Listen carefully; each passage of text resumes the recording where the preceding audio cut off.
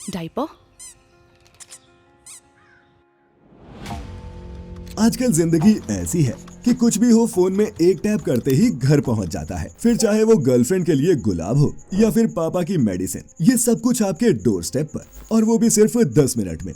Blinkit, Zepto और Swiggy, Instamart जैसी quick commerce companies ने हमारी जिंदगी को इतना आसान बना दिया है कि किराने की दुकानों का सारा काम अब इनके डिलीवरी बॉयज ने हड़प लिया है। लेकिन इस मॉडर्न चमत्कार के पीछे भी एक डार्क रियलिटी छिपी है। आलसी कंज्यूमर्स की एक ऐसी दुनिया जहां उन्हें सर्विस देने वाले डिलीवरी बॉयज के लिए न तो कोई रिस्पेक्ट है और न ही कोई सुरक्षा, और कमाई वो तो पूछो मत। तो आज बात करेंगे इसी 10 मिनट डिलीवरी सर्विस पर कि कैसे हमें ये निकम्मा और बेवकूफ दोनों बना रही है।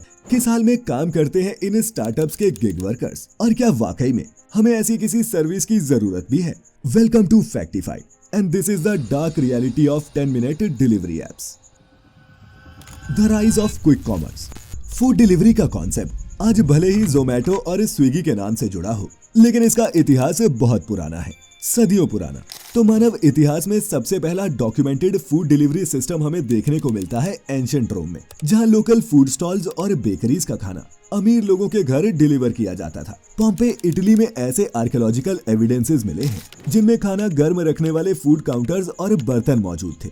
इसके अलावा 17वीं सदी के जापान में भी सामुराई और ऊंचे दर्जे के लोगों के लिए रनर्स के हाथ लकड़ी के डिब्बों में पैक सुशी उनके घरों तक पहुंचाई जाती थी। ब्रिटिश इंडिया के दौर में शुरू हुआ मुंबई का डब्बा वाला सिस्टम भी इसकी एक अर्ली एग्जांपल्स में से एक है, जिसमें साइकिल, लोकल ट्रेन और कुछ कलर कोड्स की मदद से ऐसा रोबस्ट डिलीवरी सिस्टम तैयार किया गया जिसकी दाद यूएन तक देता है। फिर दौर आया टेलीफोन के जरिए पिज्जा जैसी चीजें मंगवाने का।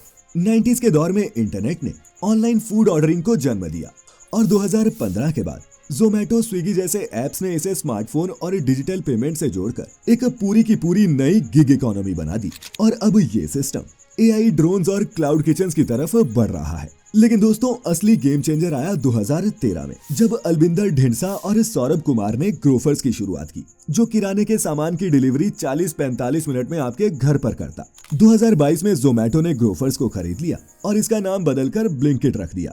साथ ही ये लेकर आए मार्केट को डिसरप्ट करने वाला एक नया आइडिया, जो था 10 मिनट डिलीवरी। ब्लिंकिट के इस मॉडल ने ज़ेप्टो, स्विगी, इंस्टामार्ट और डंजो जैसी कई कंपनीज को भी इसे 10 मिनट डिलीवरी की रेस में शामिल कर दिया। लेकिन ये मुमकिन हो कैसे पाया? 10 मिनट में आखिर ये सामान पैक होकर हमारे घर तक पहुंचता कैसे? तो इसके पीछे था एक जबरदस्त प्लान और दमदार execution. How 10 minute delivery works. सबसे पहले तो ब्लिंकिट ने सभी बड़े शहरों में छोटे छोटे वेयर हाउसेज, यानी कि ऐसे डार्क स्टोर्स बनाए जो हर 2-3 किलोमीटर के रेडियस को कवर करते। 24 घंटे खुलने वाले ये किराना स्टोर्स आम पब्लिक के लिए नहीं, सिर्फ डिलीवरी के लिए थे, जिनमें एसेंशियल ग्रोसरी से लेकर स्नैक्स और पर्सनल केयर जैसे 2-3 हजार अलग अलग प्रोडक्ट्स को स्टॉक करके रखा जाता। यहीं पर सभी डेयरी प्रोडक्ट्स और वेजिटेबल्स भी स्टॉक किए जाते। अब जब आप ऑर्डर करते तो ऑर्डर आते ही ब्लिंकिट का एआई बेस्ड सिस्टम उसे नियरेस्ट डार्क स्टोर पर असाइन कर देता। इन डार्क स्टोर्स में वर्कर्स 90 सेकंड के अंदर ये ऑर्डर पैक कर देते। पैकिंग तेजी से हो, इसके लिए कई डार्क स्टोर्स में कन्वेयर बेल्ट्स और रोबोटिक आर्म्स भी इस्तेमाल होती हैं। फिर जीपीएस और मशीन लर्निंग का इस्तेमाल करके ऑर्डर की रियल टाइम ट्रैकिंग और रूट ऑप्टिमाइजेशन करके ये ऐप डिलीवरी बॉय को आप तक पहुंचने का सबसे छोटा और तेज रास्ता बताती है। ये डिलीवरी बॉयज ही इस सिस्टम की बैकबोन है, जिन्हें डिलीवरी पार्टनर्स या फिर गिग वर्कर भी कहते हैं। इन्हें 10 मिनट का स्ट्रिक्ट टारगेट दिया जाता है, जिसके चलते वो कभी ट्रैफिक रूल्स तोड़ते नजर आते हैं तो कभी फुटपाथ पर बाइक दौड़ाते हुए, लेकिन जितना जल्दी हो सके आप तक सामान पहुंचाने का काम करते हैं। इसके अलावा ब्लिंकिट कस्टमर्स के बाइंग पैटर्न्स और लोकेशन डेटा का भी इस्तेमाल करता है, ताकि अपने डार्क स्टोर्स में वही प्रोडक्ट्स स्टॉक करे जो ज्यादा डिमांड में हो। इससे स्टॉक आउट्स कम होते हैं और डिलीवरी तेजी से हो पाती है। दोस्तों, ये 10 मिनट डिलीवरी सिस्टम हमारी जिंदगी आसान बनाता है, इसमें कोई शक नहीं। लेकिन इनमें कुछ सीरियस प्रॉब्लम्स हैं जो लॉन्ग टर्म में बिजनेस, एनवायरनमेंट और सोसाइटी, इन सब के लिए बहुत खतरनाक है। सबसे पहला और सबसे इम्पोर्टेंट फैक्टर है इन डिलीवरी पार्टनर से जुड़े सेफ्टी रिस्क। अब आप तो घर बैठे बैठे 10 मिनट में सामान एक्सपेक्ट करते हो, लेकिन 10 मिनट डिलीवरी की ये टाइट डेडलाइन इन डिलीवरी एजेंट्स पर प्रेशर डालती है, और इसी प्रेशर के चलते वो तेज रफ्तार से या फिर ट्रैफिक रूल्स तोड़ते हुए निकलते हैं। इससे एक्सीडेंट्स का खतरा बढ़ जाता है, स्पेशली ट्रैफिक और बारिश के वक्त। ऊपर से ये क्विक कॉमर्स प्लेटफॉर्म्स इन्हें अपना एम्प्लॉयज भी नहीं मानते, बल्कि पार्टनर्स बताते हैं, जिससे इन कंपनीज को लेबर लॉज के स्ट्रिक्ट रेगुलेशन से बचने का मौका मिल जाता है। इन डिलीवरी पार्टनर्स को ना कोई टीएडीए मिलता है और ना ही कोई मेडिकल इंश्योरेंस। ऐसे में अगर ऑर्डर डिलीवर करते वक्त ये किसी एक्सीडेंट का शिकार हो जाए तो मेडिकल एक्सपेंसेस उन्हें खुद की जेब से ही भरने पड़ते हैं। Mental stress. ये गिग इकोनॉमी पूरी तरह से इन राइडर्स पर ही डिपेंडेंट है, लेकिन ये राइडर्स हमेशा एक जैसा नहीं कमाते। शुरुआत में तो इन कंपनीज ने इन्हें अच्छा इंसेंटिव दिया, लेकिन धीरे धीरे इनकी कमाई घटती जा रही है। ब्लिंकिट के एक राइडर ने बताया कि उनकी पर ऑर्डर पेमेंट जो पहले 50 रुपए हुआ करती थी, वो घटकर अब 25 हो गई है, जो पीक आवर्स में भी 30-32 रुपए से ऊपर नहीं जा रही। इसके अलावा 10 मिनट डिलीवरी के लिए इंसेंटिव्स भी कम होते जा रहे हैं, जिससे एजेंट्स को ज्यादा ऑर्डर्स पूरे करने की पड़ी रहती है। लेट होने पर पेनल्टीज, बैड रिव्यूज और इंसेंटिव्स का लॉस अलग से है। ये राइडर्स अक्सर 10-12 घंटे की शिफ्ट्स करते हैं, जो उनकी फिजिकल और मेंटल हेल्थ पर असर डालने के साथ साथ उनकी पर्सनल लाइफ और वेलबींग को भी अफेक्ट करता है। ऊपर से कभी ऑर्डर खराब हो जाए, लेट हो जाए तो कस्टमर से अलग सुननी पड़ती है, और कस्टमर केयर के साथ जो टाइम वेस्ट होता है वो अलग। अब दोस्तों, काम कोई भी हो, कभी ना कभी एक्स्ट्रा प्रेशर तो पड़ता ही है, लेकिन अगर उसका ड्यू बेनिफिट एम्प्लॉय को ना मिले तो उसे काम नहीं, एक्सप्लॉयटेशन कहते हैं। यही कारण है कि कई ह्यूमन राइट्स ऑर्गेनाइजेशंस ने इस गिग इकोनॉमी को मॉडर्न स्लेवरी और इनह्यूमन तक करार दिया है। Quality issues. किसी रेडी से सब्जी भी खरीदते हैं तो एक एक टमाटर देख कर लेते हैं कि कहीं कोई खराब दाना न पड़ जाए, लेकिन 10 मिनट में डिलीवरी के नाम पर हमें फंगस, एक्सपायर्ड माल और फ्रॉड प्रोडक्ट्स बेचे जाते हैं। मुंबई में जेप्टो वेयरहाउस रेड ने ये सच सबके सामने ला दिया, जहां एक्सपायर्ड चॉकलेट्स, डेयरी और बेकरी प्रोडक्ट्स के अलावा शेल्फ कॉकरोचेस से इन्फेस्टेड था और फ्रूट्स में सड़े हुए केले और फंगस लगी स्ट्रॉबेरीज रखी थी। कुछ प्रोडक्ट्स पे लेबल्स दोबारा भी चिपकाए गए थे, मतलब कि उनकी एक्सपायरी ही बदल दी गई। महाराष्ट्र के food and drug administration department ने इस रेड में serious food safety violations site करते हुए इस वेयरहाउस का लाइसेंस सस्पेंड कर दिया था। अब दोस्तों, ईमानदारी से बताइए, कितनी ही बार आप इन ऐप से मंगवाए हुए प्रोडक्ट्स के लेबल्स पढ़ते हैं? वैसे भी अगर आपके पास दुकान पे जाकर सामान लाने का टाइम नहीं है तो लेबल पढ़ने का तो कहाँ ही होगा। पेरिशेबल फूड आइटम्स जैसे डेयरी, सब्जी और मीट प्रोडक्ट्स के हालात तो और भी खराब हैं। इस रेडिट पोस्ट में एक यूजर बताते हैं कि कैसे जब उन्होंने स्विगी से चिकन ऑर्डर किया तो एज प्रॉमिस्ड वो 10 मिनट में उन तक पहुंच तो गया, लेकिन उसमें से इतनी गंदी बदबू आ रही थी कि वो उसे डस्टबिन में भी नहीं रखना चाहते थे।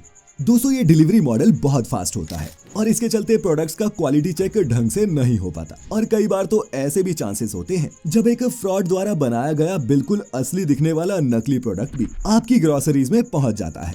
ये कोई कॉमर्स एप्स हो या फिर फूड डिलीवरी एप्स, इन्होंने आप तक खाना पहुंचाने की सहूलियत तो दे दी है, लेकिन उस खाने की क्वालिटी कब, कैसी और कितनी खराब निकल जाए कुछ कहा नहीं जा सकता। क्विक डिलीवरी के नाम पर कंज्यूमर्स को जो भी स्टॉक बचा होता है वही चिपकाया जाता है। न तब हाइजीन देखी जाती है और न ही एक्सपायरी। कुछ देखा जाता है तो बस 90 सेकंड्स में अपना ऑर्डर पैक करने का target. Loss to local economy.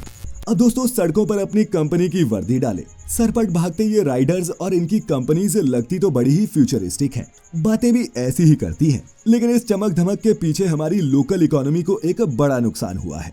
बड़े शहरों में कई इलाके ऐसे हैं जहां लोकल किराने की दुकानों का धंधा लगभग खत्म हो चुका है। सोसाइटीज और फ्लैट्स भी अब ऐसे डिजाइन किए जा रहे हैं जिसमें इन लोकल दुकानों के लिए जगह ही नहीं बची। वैसे भी जब 10 मिनट तो हमें चाबी ढूंढने, लिफ्ट से नीचे जाने और गाड़ी निकालने में ही लग जाते हो, तो बंदा सोचता है कि इतने में तो सामान ही आ जाएगा, तो मैं क्यों ही अपना टाइम और तेल वेस्ट करूं। लेकिन इस बिहेवियर से हर गली नुक्कड़ में जो पहले किराने की दुकानें चला करती थी वो गायब हो रही हैं। अब दोस्तों, एक किराने की दुकान सिर्फ एक दुकान नहीं होती, वो एक पूरे परिवार को पालने पोसने का काम करती है।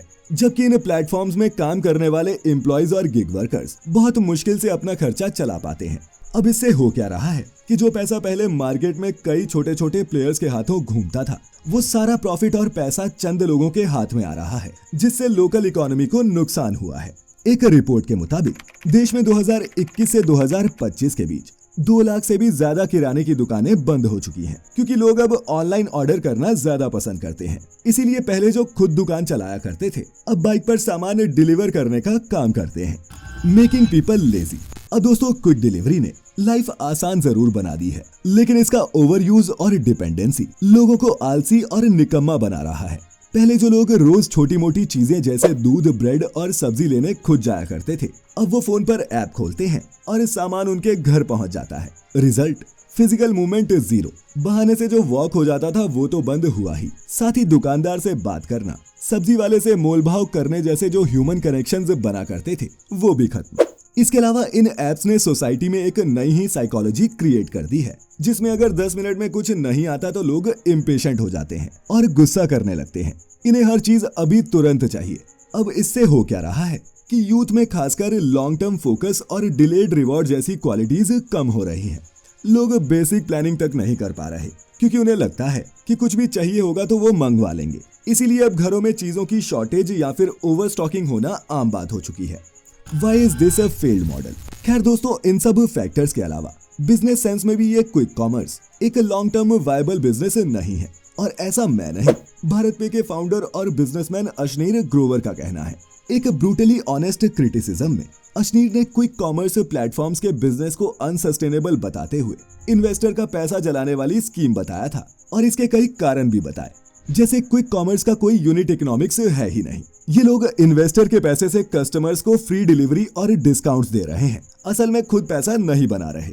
पिछले फाइनेंशियल ईयर 24 की ही बात करें तो जहां ब्लिंकिट का नेट लॉस 1098 करोड़ रुपए था, तो वहीं ज़ेप्टो को 1248 करोड़ का लॉस झेलना पड़ा। स्विगी, इंस्टामार्ट ने तो इनसे भी दोगुना 2000 करोड़ का लॉस झेला था। ऐसे में इन प्लेटफॉर्म्स के प्रमोटर्स इतना भी कहते रहे कि अभी वो प्रॉफिटेबिलिटी पर ध्यान नहीं दे रहे, सिर्फ कस्टमर्स एक्वायर करने में लगे हैं। लेकिन सच्चाई ये है कि इंडिया में ग्रोसरी ऑर्डर्स का एवरेज टिकट साइज उतना है ही नहीं कि ये प्रॉफिटेबल हो पाए, और तो और इस 10 मिनट डिलीवरी मॉडल को स्केल करना भी बहुत मुश्किल है, क्योंकि बड़े शहरों में तो ठीक है, इसकी डिमांड है, लेकिन छोटे टाउन्स और सिटीज में जहां पॉपुलेशन डेंसिटी और डिमांड दोनों ही कम है, वहां ये इकोनॉमिकली वायबल है ही नहीं।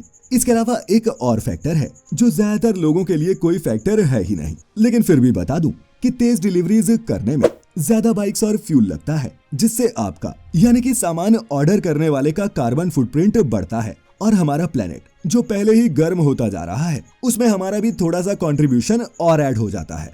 दोस्तों, आखिर में हमारा इतना ही कहना है कि ये 10 minute delivery system consumer convenience के लिए है तो एक शानदार चीज, लेकिन इसके साथ राइडर्स की सेफ्टी, यूनिट इकोनॉमिक्स, सोसाइटी की साइकोलॉजी और कई एथिकल चैलेंजेस जुड़े हैं।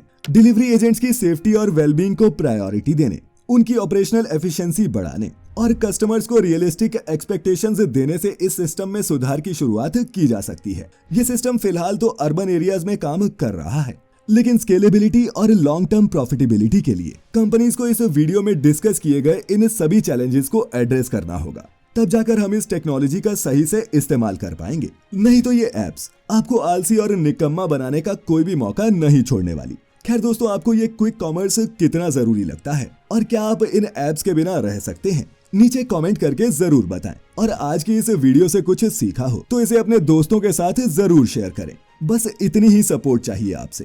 खैर, फिर मिलेंगे किसी दिन किसी और वीडियो में। तब तक के लिए आप सभी का बहुत बहुत शुक्रिया।